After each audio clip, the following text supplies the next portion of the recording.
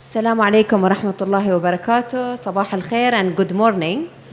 First of all, I would like to say welcome to the Kingdom of Bahrain for all the delegates who have traveled all the way from different parts of the world, from the 170 countries to join the Global Entrepreneurship Congress, which is happening for the first time in our kingdom, the Kingdom of Bahrain. Secondly, I would like to thank you, ladies and gentlemen, for joining us today in a very, very interesting session, Women Entrepreneurs, Local Advancement and Global Trends. And I would like to introduce the panelists on the stage. We have with us Sheikh Adina bint Rashid Al Khalifa, the General Director for Policies and Development at the Supreme Council for Women. We have Ms. Sonia Janahi, the founder and the CEO of Maya La Chocolate. Anyway, you can say it the right way. My French is not that good.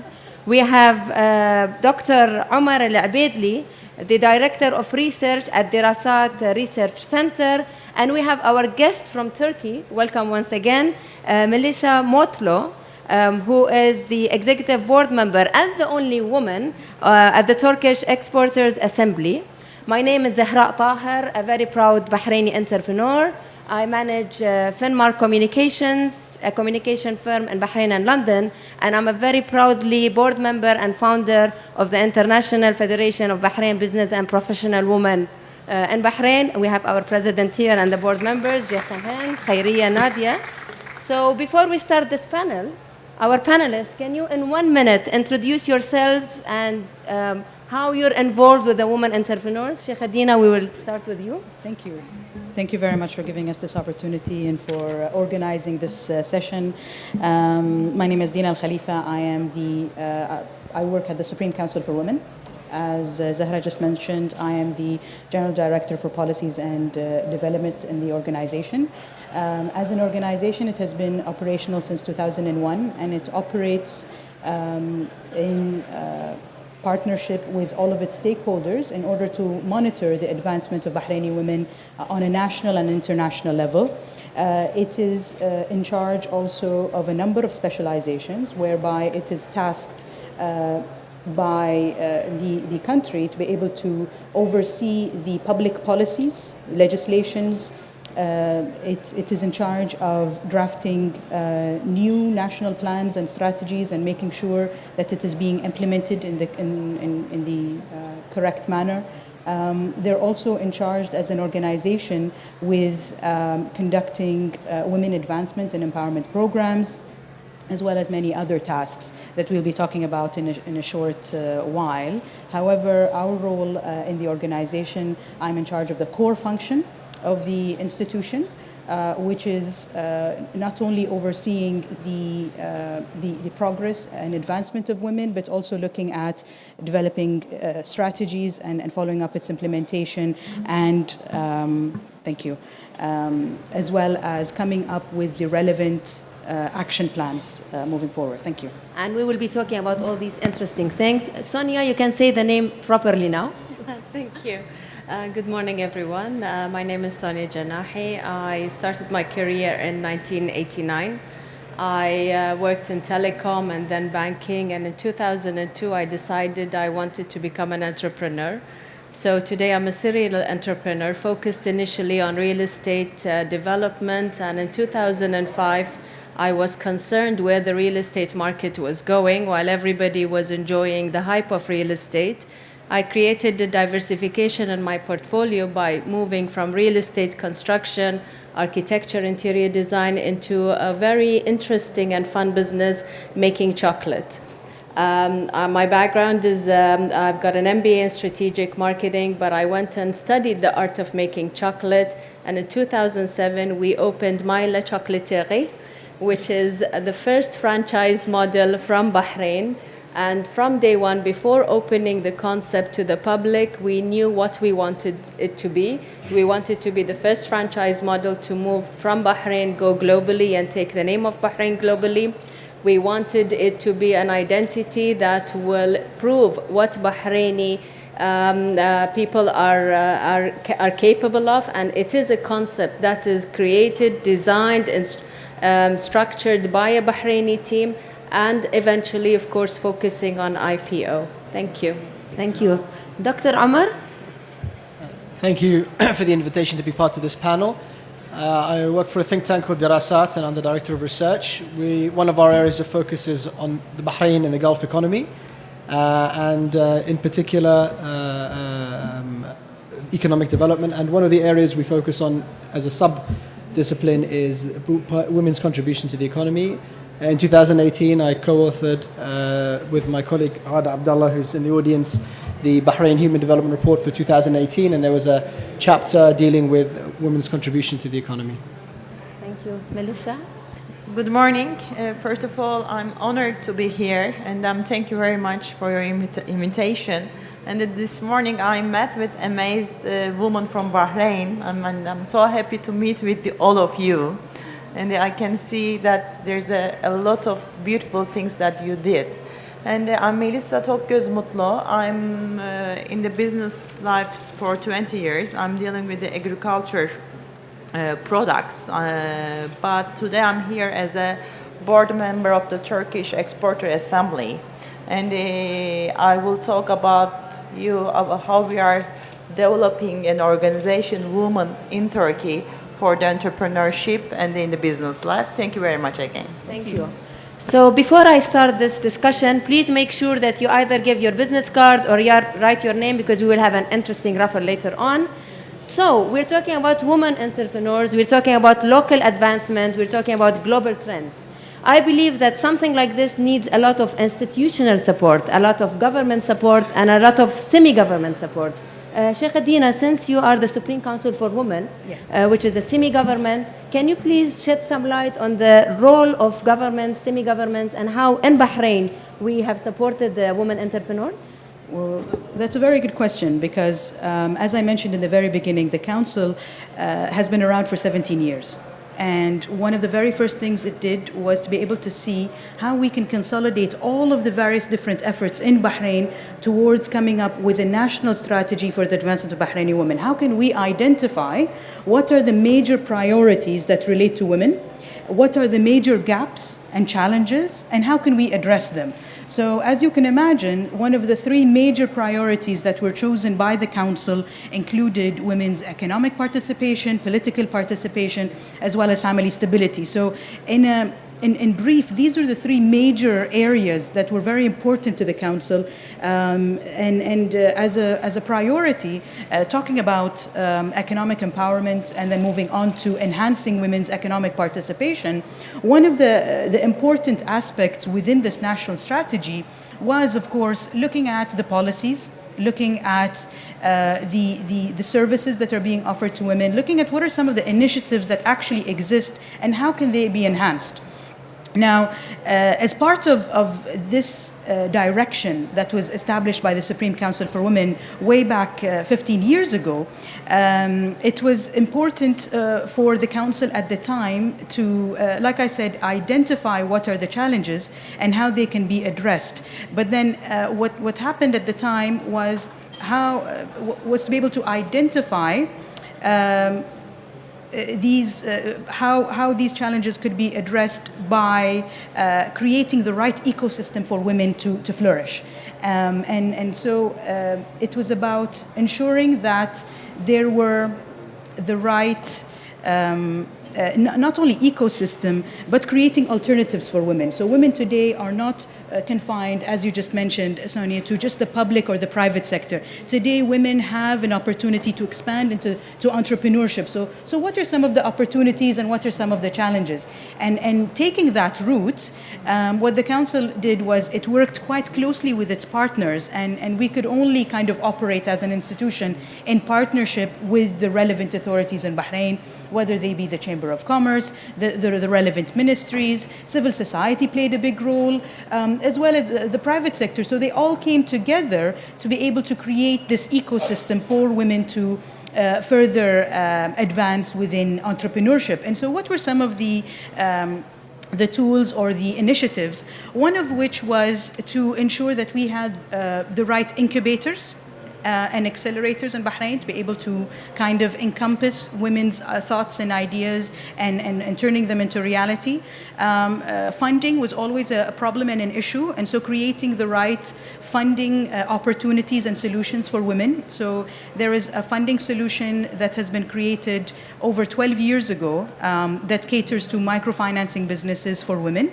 But then later on, of course, it was only natural for SMEs to want funding solutions, and so that came into light as well back in 2016 in partnership with the Bahrain Development Bank. So moving on, Bahrain also moved towards enhancing its services overall. So that complemented the Council's efforts in moving towards more initiatives and programs to enhance women's participation. And as you can see on the screen, it clearly shows that within 10 years, women's participation within entrepreneurship has increased over 12%, from 37% to almost 49 to 50%. So actually half of the business owners today are women active within various different disciplines. So as you can see, all of these initiatives by the Council that have been conducted in partnership with the relevant authorities have contributed quite greatly to women's contribution within the labor market. Thank you very much. And I think the figures are really interesting. When I saw them a couple of days ago, I was impressed. It's always good to remind ourselves with all these impressive figures. Sonia, it's easy to put figures. It's easy for institutions to talk about, yes, we have the support. But as a case study, as an entrepreneur, how have you felt the system, the ecosystem has helped you to build your business to go, as you said, global? Very interesting point is that when we started in 2002, my entrepreneurship journey, we didn't have an organization like Temkeen. And it was a challenge. It was a challenge not because anything related to women, but the challenge of funding, which both men and women face today. And at that time, the challenge of coming up with something unique that is outside the box and creating a difference. Starting a joint venture with one of the biggest construction companies in the region was not as easy as it sounds it is. And again, we tested the same option of setting up a company in 2007 when Temkeen was available.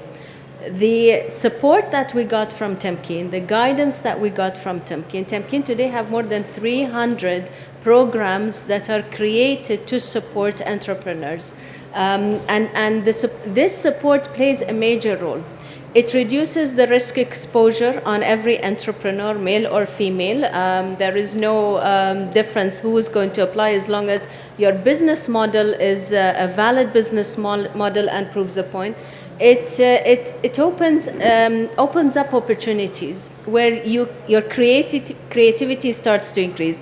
The moment you see a quasi-government organization giving you all these supports, holding your hand, be it financial, be it mentorship, be it training, specialized training, it's a total, it's a different ball game. It puts you in a different perspective of opening up bigger opportunities, trying to take more risk to create a difference, and genuinely thinking outside the box.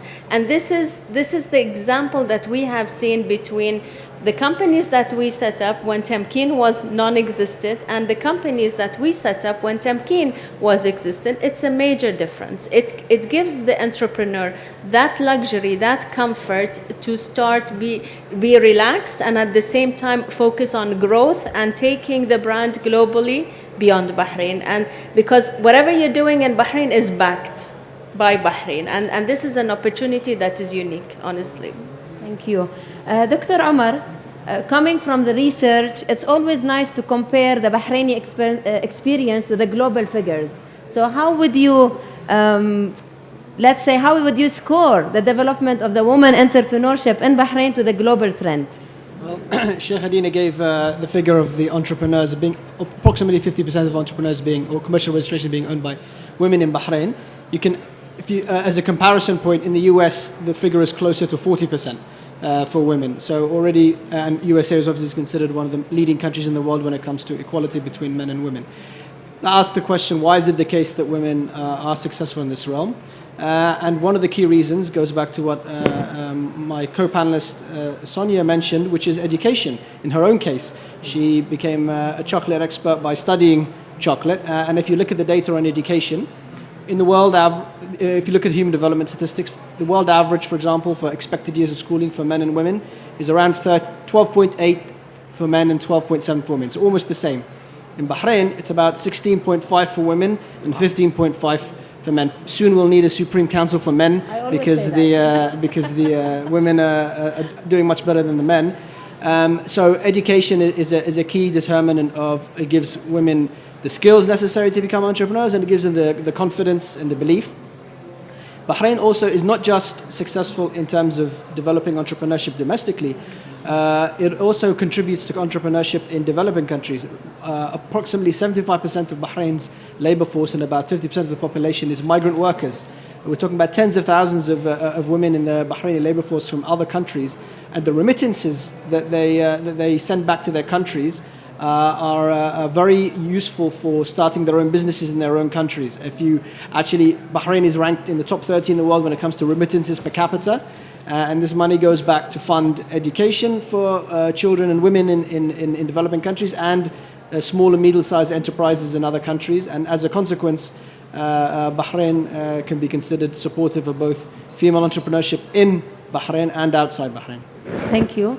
Melissa, I have always felt that I am very blessed being a woman in Bahrain, and this is really not because I have always seen very successful women, and many of them are here, entrepreneurs, businesswomen, professionals from different ages. But I have no clue about the Turkish experience. As a Turkish woman and as a Turkish entrepreneur being part of different organizations, how do you rank the Turkish women, the opportunities they have, and going global and the success stories which are there? First of all, let me explain you what is the Turkish Exporter Assembly. Now, Turkish Exporter Assembly consists of 61 exporter unions acting in 27 different sectors. In Turkey, we do have a lot of different NGOs working especially with the women. But when we are talking about being a global, means that you need to export something to worldwide. So we need to bring this powerful entrepreneur businesswoman into the world market. So this is our aim right now, to make the Turkish women, which are very powerful and they have always different ideas, to bring to the platform. So how we can bring them to the worldwide. So we have to encourage them to export more in order to be the global. So that this year we decided to build up the Women Council in Turkish Exporter Assembly in order to be more active, the women in the globally. So when we look at the data, we have around 90,000 of the exporters in Turkey. Unfortunately, only the 10,000 are the women, means that the CEO or the founder of the companies are the women. So we have a lot of women entrepreneurs in Turkey, a lot of businesswomen in Turkey. They have a very nice, brilliant ideas, but how we should bring them to the world globally. This is our aim. Our government and the many NGOs, they are definitely supporting the Turkish woman, and many Turkish women have an advantage of it. They use it very good, all the funds, and they build up the very nice businesses in Turkey. There is a huge support from the government and the NGOs for the ladies. And we have many in this area, we have some obstacle being a businesswoman between the man worlds. But as Bahrain women, Turkish women are doing very well. But we need to be more global. This is what we have to search, how we can be global from the Middle East or the east part of the Europe to how we can open ourselves to the world. I think this we should discuss today. Okay, excellent. Sheikh Adina, you spoke about the national strategy, and it's very impressive to see the percentage of women entrepreneurs or women in general in the last 10 years. is there a certain plan for the Supreme Council for Women for the advancement of these local women entrepreneurs to be in the global world with all this transformation which is happening, the digital transformation? We have many things in Bahrain like the Export Bahrain. So is the Supreme Council for Women looking at as a strategy for the coming, let's say, 10 years to see more Bahraini women in the global map? Well, that's very important because, as you just mentioned, the world is now transforming into new technologies, into new emerging sciences, and it's important for us to be able to look at what really is, and this is a question that is being posed all over the world, what is the future of work? What is the future of entrepreneurship? And how will entrepreneurship develop and change moving forward? And as a global issue or a global trend, Bahrain, very early on kind of picked up on the fact that it needed to kind of work hand in hand with these new advancements and new technologies to be able to ensure that Bahrain is ready for these new technologies. And how do we want to not only be prepared or ready for what's to come, but also how can we actually take advantage of these new technologies and these new advancements in our day-to-day work. And so given that fact, Bahrain as a whole is working and mobilizing all of its efforts, each in their own field, towards these new advancements. And if I'm going to talk about the Supreme Council for Women in particular, it has taken it upon itself to be able to draft a framework of action whereby certain mechanisms have been put into place in order to be able to monitor the policies, initiatives, services, and programs that are already existing in order to prepare us for what's to come and to be able to constantly evaluate where Bahrain is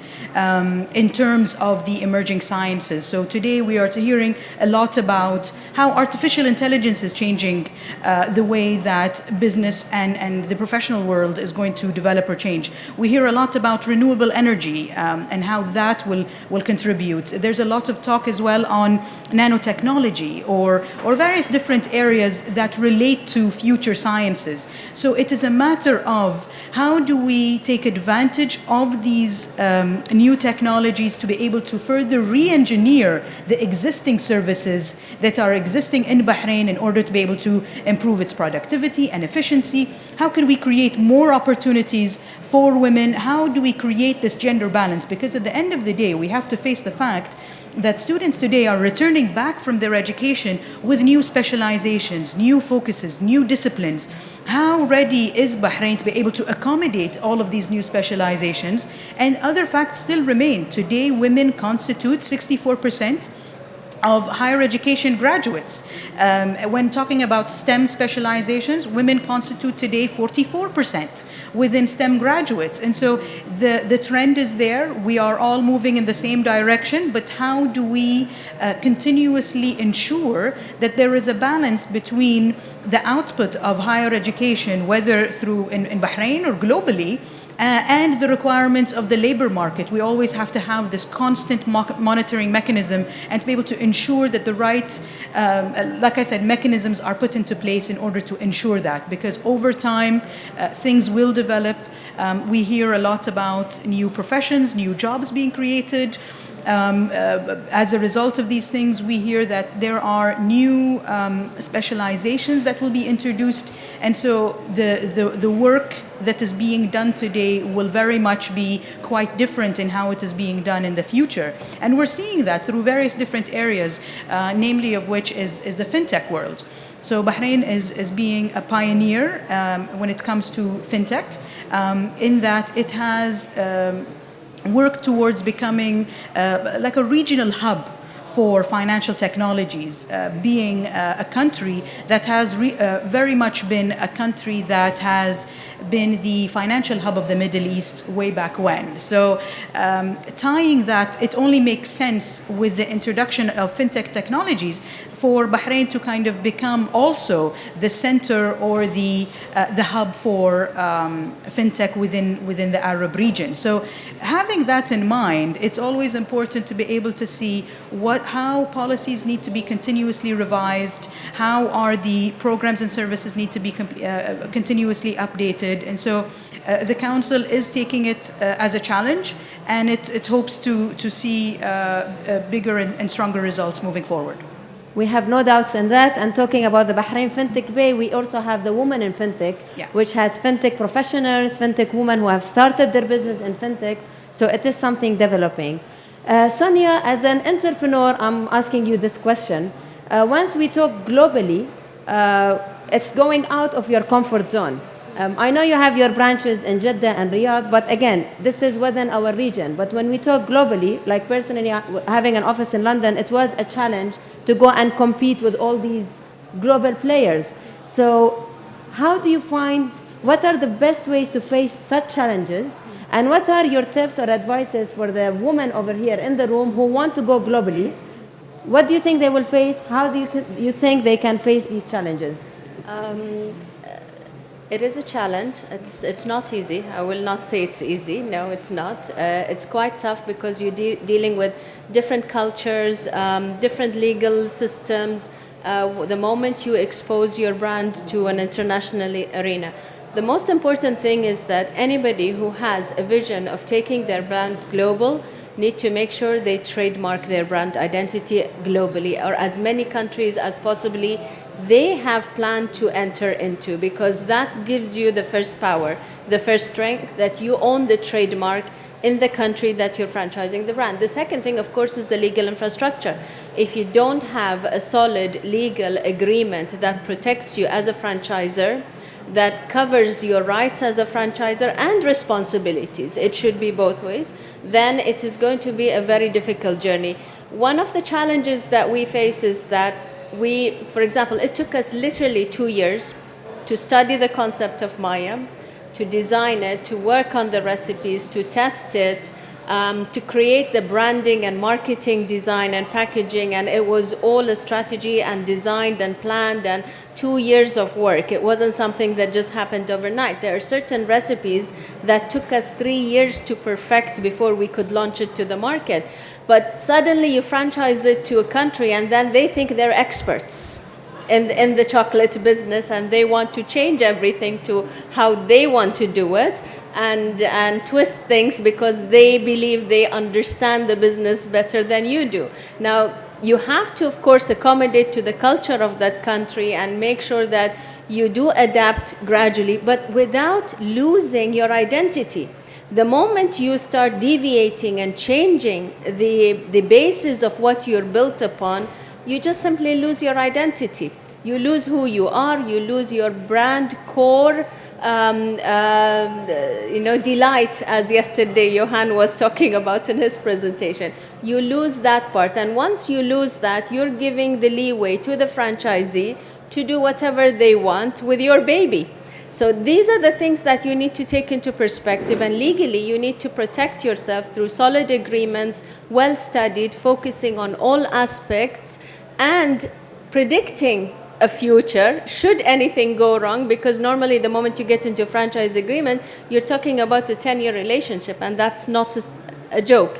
It's a relationship that you build with the other party, but at the same time, no matter how close or well you think you know them, you need to protect yourself legally by owning the trademark, owning the patent, and having a solid franchise agreement. Excellent. Thank you, Sonia. Dr. Amar, again going to the numbers, since you are in the research, how do you see the way forward, first for the Bahraini woman going global and the global trend for the woman going global, all these relations? Well, one of the current trends is in the composition of boards. Traditionally, boards have been dominated by men, and then societies tried to start including women, and traditionally, the reason for including women in boards was social justice, which is an important reason. But more recently, there's been a realization that if you include women in boards, you actually improve performance, because women, first of all, bring a complementary set of skills. They differ from men in various attributes. And secondly, because women have different networks which complement the networks that men bring. And this is very important in the venture capital area. There was a study done recently in America which found that the performance of boards which had more women in venture capital was significantly above that of the ones which were dominated by men, because in the venture capital area, which is very important for entrepreneurship, a lot of the ideas that are put before the venture capital boards come from the personal networks of the members of the board. And if you have an all-male board, then you only have a very limited circle of where you get ideas from. But when you have women in the board, they have their own friends, they have their own networks, and they can bring and enrich the ideas and proposals made to the board, and you end up with superior performance. So I think, and in the case of Bahrain, this has been something which has been happening for a long time, for cultural reasons historically, because Bahrain was based on the pearling industry, and men were away from the mainland for months sometimes. Women are very used to holding positions of power and being involved in decisions. We have a very matriarchal society in certain aspects. And so organically in Bahrain, we've had strong female participation in boards and in politics for a long time. And that's one of the reasons why Bahrain continues to be somewhat unique regionally, especially compared to other countries in the Arab world in terms of women in leadership roles and women in entrepreneurship. Thank you.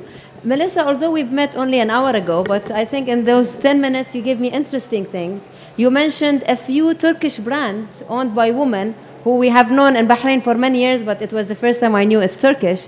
So, and you said there are lots of Turkish women entrepreneurs who want to go globally, and we were discussing a few challenges, which was part of it was the branding and the positioning. So from your perspective, what, I would not say stops, but what makes a Turkish woman entrepreneur slower to go global? Actually, it is, for our area, it is difficult to be global because you have to, for many years, Europe is our main market. So we used to export for the European brands, let me say. But nowadays, we are getting more global. We started to export our brandings, which is not very easy because you have to understand the cultures. And if you really act globally, and I'm proud of to say that we are really exporting all over the world, so you have to understand the culture of the country that you export, and you have to protect yourself. So it's not an easy process. So as Turkish Exporter Assembly, we are trying to guide our exporters or entrepreneurs how they should be the global. We are trying to expose them globally, and also we give them a lot of programs how they can be global. Not only the funds or not only the economic part, but also all the programs or education and some marketing, to get global. But it's not easy. Because Turkey was one of the key company for many European companies as a main producer for their own needs. And but I'm very proud to say that we have Cotton, which is owned by the super woman, businesswoman, and we have also our brands that act really globally, not in a region but all over the country. But yes, we have to encourage more ladies to be global. I think this is more a little bit the cultural issues that you need to encourage the woman to act global. This is that we are working right now. We in our organization we have some team tap startup business houses that we are intent to encourage and strengthen the local innovative women entrepreneurs. We give them 7 different programs to let them to be exporter and to be global. Thank you. Sheikh Adina, before we go to the Q&A, will it be possible to give us an idea about your newly launched mobile application, which is interesting as well? Of course. Now, one of the things that was very important to the Supreme Council for Women, like I said, was to be able to monitor the status of Bahraini women, not only on a national but on a global level. And we have had growing interests by the various different either authorities or researchers, think tanks, academics all over the world wanting to know more about how the, let's say, the progress of women is being done, and how are women progressing in terms of numbers and statistics. So one of the initiatives that the Council has developed many years ago was to develop a mobile application that is very much a statistical application that was designed to give all those who are interested statistics and numbers on women in accordance to six particular fields. And there are many indicators that are being updated on a quarterly basis, and even the number of indicators are increasing on an annual basis, just to be able to give researchers and all those who are interested more access to data, even in the palm of your own hands. So that was the idea. I hope you can all download, because it's easy for the high-tech people just to download it now on your mobile phones. We have 15 minutes for question and answer, so please feel free. The microphone, if we can have for the please introduce yourself and the country.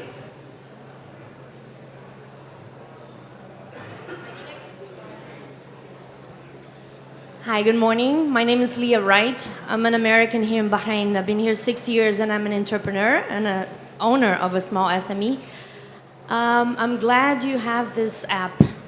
By writing my business plan, it was the hardest thing for me to find data in order to put an application on how I want to plan for the future. I'm so glad now I already downloaded. So first of all, I wanted to ask in general everyone, but mostly Sheikh Hadina, because as an entrepreneur, as an expat in Bahrain, is there any provision? Because you have tanking, I understand that, but there are some things that are more in touch with the human aspect of the experience. Is there any provision for the expats to mingle with the locals in order to exchange information? How is to be an entrepreneur, a woman-owned business owner, and a family person at the same time? I have so much to share, and my goal is to empower these Bahraini women. The same way you accepted me to open my company here, I wanted to give back. So is there any provision for that? Well, that's a very good question, because there are many provisions for that type of networking and working together. But what happens in Bahrain is that there are two types of these types of networking. One of which, of course, is very much sectorial in nature, so it depends on the sector that you're in, and the other are very general in nature. So you will find that either through the BCCI, which is the Bahrain Chamber of Commerce, is doing a phenomenal job in bringing all sectors together to create this environment. And of course, women are a part of this type of environment, but also you have the Economic Development Board, who are continuously bringing entrepreneurs from all over Bahrain, but all over the world as well, to come together to establish these types of connections and these types of networking. So those are the more general platforms for this type of interaction. But then, of course, you have the more sectorial. So depending on whatever sector you are based on, you will be able to find the right platform to be able to network and to develop, because ultimately Bahrain is very small in size. However, the aspect of networking is very much important, and I'm sure that the colleagues on the panel will be able to elaborate more. If I may add, and I think I'm going to speak about BCCI here. Today BCCI has 10 committees, sectorial committees, focusing on non-oil sectors. These sectors are regularly having sessions which are, you could say, quasi-mentorship sessions, focused on areas of difficulties, challenges, open dialogue with the public, with the community, to understand exactly what is happening and address the problems that is there, and come up with solutions that would add value to the entrepreneur and to Bahrain's economy. This is one platform. The other platform that I personally am also involved with is the accelerators and incubators that we have. Mentorship is very important. Today, with our experience, with your track record of being an expat in Bahrain for 6 years, you can add a lot of value to the companies, the startups that are today enrolling on these programs. And this is something that I do personally as well. I get involved in the jury selection. I get involved in mentoring one company out of 30. But at least there's something that we try to do to give back. If we try to hold these initiatives' hands from the beginning and educate them on the mistakes that we did and the challenges that we faced and how many times we fell flat on our faces and got up again, I think this would be the right way to direct them to avoid all the complications and mistakes that we have, so that what we've achieved in 10 years, they can achieve in 3 years. And that should be the objective. And definitely there's a lot of platforms, a lot of ways that you can address these issues. I would like to invite you to our platform, the International Federation for the Bahrain Business and Professional Women, which is part of a huge, that we are in 100 countries. And what we do, because we have incubators ourselves, we always look for mentors, we always look for trainers. So this is something we can speak later on. And there are many other platforms. Bahrain is famous for mentorship, and there are a lot of them. So don't worry. Once you say you want to help, then you will be exhausted. So I would go for the gentleman first. So we have the equal opportunities. Dr. Dhafar. Equal opportunities. I thought you support women. Why did No, I support all men and women. Hello? Can you hear me? Yeah. Good morning. Thank you very much, all of you, for wonderful interventions today. Thank you, Zahra, for allowing me to speak. First of all, I want to start with Sheikh Adina. And from my heart, I am today representing the Bahrain SME Society, which is chaired by, as you know, Dr. Abdul Hassan Deri. We really appreciate what Her Royal Highness Sheikh Sabika has recently given us an award, so that you are encouraging not only women, but you're encouraging men also. So we really, that was a big push for us to consider us that we're doing well. We're doing our best to bring all the young girls and the young boys together and trying to help them stand on their feet. We are trying to liaison between them and a lot of the pillars here in Bahrain, like Tamkeen and like EDB and like many others. But one thing that I feel that we should do, I just mentioned it in several sessions today, during this conference, that we need to think locally and then act globally. If we really don't organize ourselves like you're doing, you and your whole team, Sheikh Adina, establish a strong base, you cannot move upward and you cannot move to the world, because eventually if you go very fast, you will tumble. So I think really, I know Sonia as a friend, and I know that she was lucky. She is a clever girl and she was able to make it. But I know a lot of young people who are in big trouble and they need proper mentoring and proper guidance. And what we need to do is strengthen our networking internally in our country and make it available all at once to the young people who are starting their life. And if we don't do this, then they will keep on. There is no harm in failing from the beginning. They might fail one time, two times, but they need to win. And if our 70%, or I don't know how many of, we have the researcher here, of Bahrainis are young people, if we don't take care of these guys, we don't take care of our economy, so we'll be in big trouble. Thank you, Dr. So thank you all for your presentation. Thank you, Dr. Dhafar. Sheikh Ahin?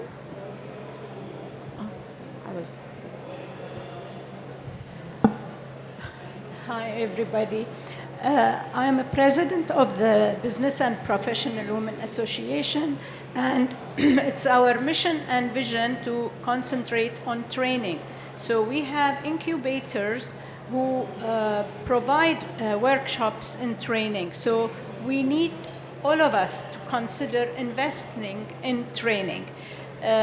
Also, we try to create a balance. We don't focus on women alone. We have targeted equally men and women. So this balance creates a sense of responsibility in one project or in one umbrella that we've been training. We are lucky also to have our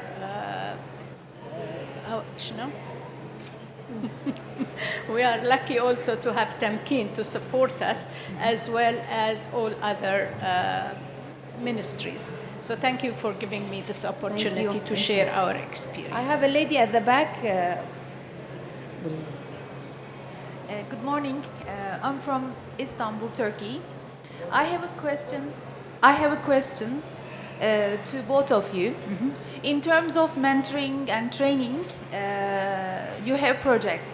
But in terms of financing, like for example, you started your own business, and did you have a seed investment or business angel networks for women? How do you invest women entrepreneurs?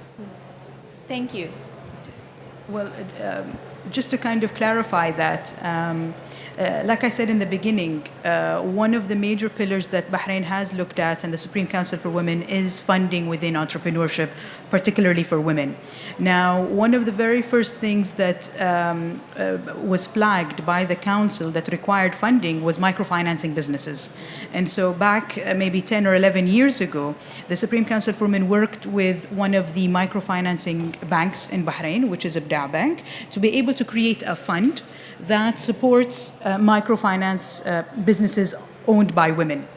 Later on, I'm not going to say that the SMEs started to complain, but we almost got a bit of that, whereby we felt that there is a growing interest by small and medium-sized enterprises to also look towards funding to further grow their business to greater lengths. And so with that, the Bahrain Development Bank were generous enough to also establish a fund targeting small and medium-sized businesses in the amount of $100 million US dollars, operated by the Bahrain Development Bank. So the role of the Supreme Council for Women is always to keep an eye out for what are the needs and requirements of the industry, and how can we pair with the relevant authorities to be able to offer these types of assistance. But then, of course, what also helps and supports the efforts of the council is the existence of the relevant authorities. So having Tamkeen as an organization, the Labor Fund,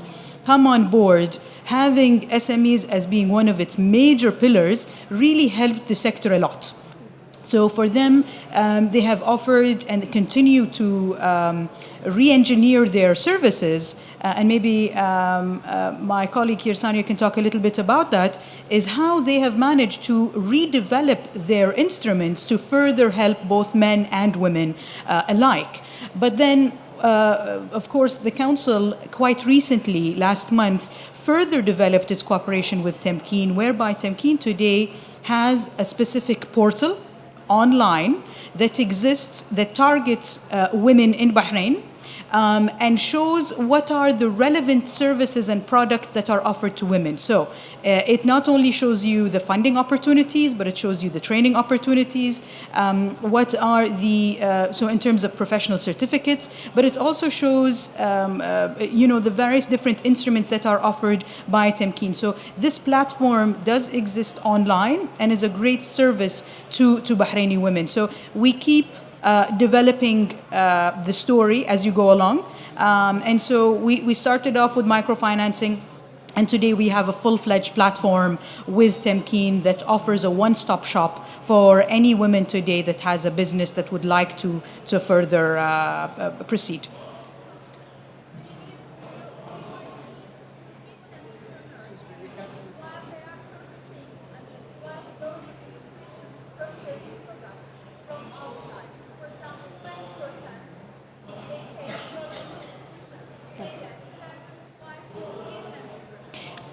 The Ministry of Industry and Commerce is actually currently studying that tactic, and it is actually looking at the best practices all over the world in order to be able to see what regulations can be put into place to be able to support that. Now, of course, there are different implications to introducing something like this in the market, and we are always for equal opportunities and ensuring competitiveness within the industry, of course. But it doesn't mean that the ministry is not currently studying this aspect quite closely and looking at what are the advantages as well as what are some of the challenges related to this matter by looking at the international experiences that are happening all over the world. Just because we have 7 minutes, I will. can Yeah, I will just just. add quickly. I think the best way we take 2 last questions and then we'll leave the floor for the answer, so we maximize the use. So we will take 2 questions. Yes, Batul and so you start and then we go with Batul. Sorry, if you can introduce yourself. 1 minute. We'll take the questions and all the answers will be later. Good morning. I came from US and now I'm living in Bahrain. I'm running a company for the last 5 years. In the beginning, like to establish a business in Bahrain, the culture was quite difficult. I'm into fashion accessories, so I have to really study. I'm a designer also and an artist. I paint and on the wearables. So for 2 years, literally, I have to go to different trendy things that develop. I just wanted to add that skill development still need a lot of, like you need to give a lot of work on that. How to produce your own product, that is the fusion of modern art and your heritage. Your heritage is very much like it was linked to Silk Route. So like the products used to be done at the subcontinent and then it used to come to Bahrain.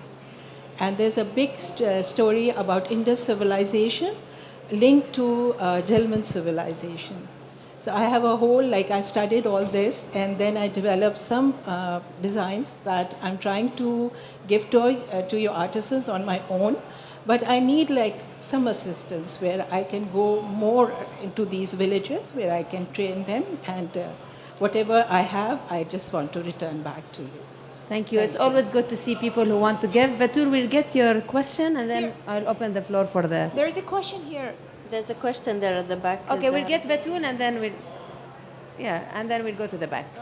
I just want to shed a little bit light on the Supreme Council for Women. There's a very beautiful thing here, is that from the time they started and up to now, it's a sort of an institute that's very approachable. It's very easy to reach. There are no middlemen. There are no unnecessary procedures and process that sometimes literally, the person gets tired and lethargic to go through it. So that's a very beautiful thing, and we really want to thank you for that. Thank you, Batul. So the question at the back. Okay. Hi, my name is Nadine Nasrat. I am International Cooperation Advisor to the Vice President of the Presidential Council of Libya. And I'm also a co-founder and a former manager of the Committee of Supporting Women in Decision Making. My question is that because just a couple of months ago, we managed to establish a unit for women empowerment, which comes under the Prime Minister office. And I'm so impressed with the experience of Bahraini women. Is there any possibility that we can connect and to learn from the Supreme of Bahraini women, and how can we cooperate to learn from your experience, as we have, even though that situation of my country these days is not really stable, but we would like to work to at least put the platform for women. Thank you. Well, actually, thank you very much for that question, because I was actually thinking along those lines to kind of wrap up today's session, and you actually hit it right on the dot. I think what's important today, and from this particular platform, is to see how we can continue the dialogue and not leave it at the door, so to speak. Because I think at the end of the day, we all have our experiences, we all have our own challenges and opportunities, but what makes it quite important is to be able to see how we can benefit and exchange these experiences. And so there isn't any type of obstacle that will prevent us from this type of collaboration. Bahrain and the Supreme Council for Women welcomes it quite openly, with all relevant stakeholders and counterparts. So if there is any organization today that would like to know more about the work that is being done There's a lot more that can be offered through our digital platforms, but also through direct communication. And Bahrain continuously keeps an eye out for this, the same type of interaction. So I think that what makes these types of platforms quite important is not only for us to be able to hear about what's happening around the world, but to be able to know that we all ultimately share a lot of the same challenges, and that we all ultimately share a lot of the same and very much consistent obstacles. So thank you. Thank you, Sheikh Rana. Sonia, if you can answer the question and wrap up at the same time. I will wrap up in the sense that today we have almost 50% of the companies in Bahrain owned by women. We have some CRs that are owned by girls that are below even 20 years of age. Over 60% of them are between the ages of 30 to 50, and we have about 40% or 38% almost even above the ages of 65. That shows you the role of women. And I'll tell you something, as a Bahraini woman, being an employee and an employer since 1989, I not once had to face a situation where I had to compete against a man. I had to compete always against the best. Now, the best could be a man or could be a woman, and I genuinely have to say this. When it comes to funding and creativity, when you have a passion and a vision for where you want your brand to go, you need to be creative and strategize how to even fund your project. One of the issues that I always focus on with entrepreneurs is it's much better to own a smaller percentage of a bigger organization where you can bring partners with you to add value experience-wise, support-wise, mentorship-wise while they're on the board with you, and take a bit of the financial risk instead of owning 100% of a company that would always remain small and go nowhere. So funding not necessarily always has to be through government initiatives. Yes, government initiatives in Bahrain we have the platform to give us the basis to start our business, but going forward, we also have to be creative on how to bring on board the right institution, the right partners that would support us in taking the company globally and add value, not just from a financial perspective, but even from an experience, shared value, and risk sharing perspective. Thank you. Sonia. Dr. Amar? Just very briefly, an important part of boosting entrepreneurship for women is being able to conduct complementary research in the background.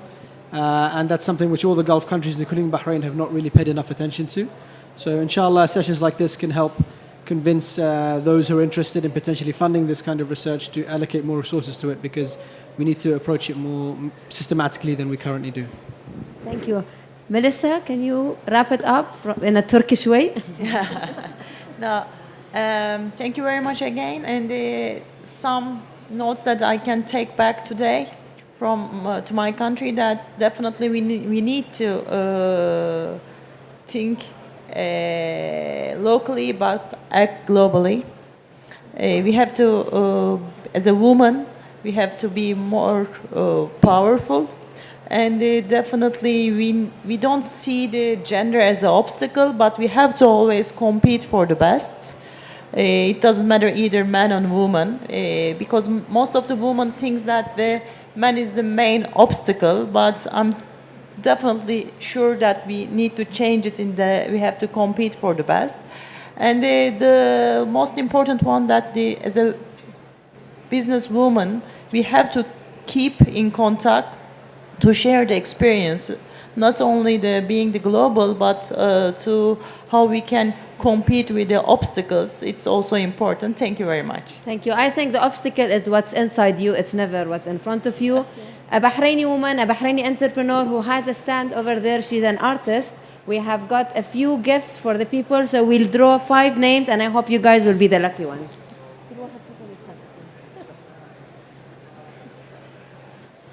And thank you very much for attending this session. So the first name, I hope it's not one of my sisters or family. Lulwa al-Mannai. So who is Lulwa? If she's not here, she will not win it. We'll know the other name. Mahmoud Abdallah.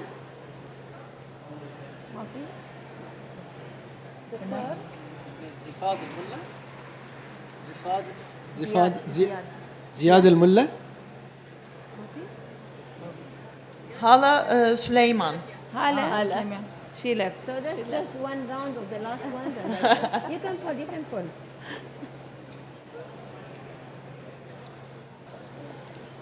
One See, more. people who didn't stay for our session will not get the gift. Sumit Sharma. Oh, so we give them.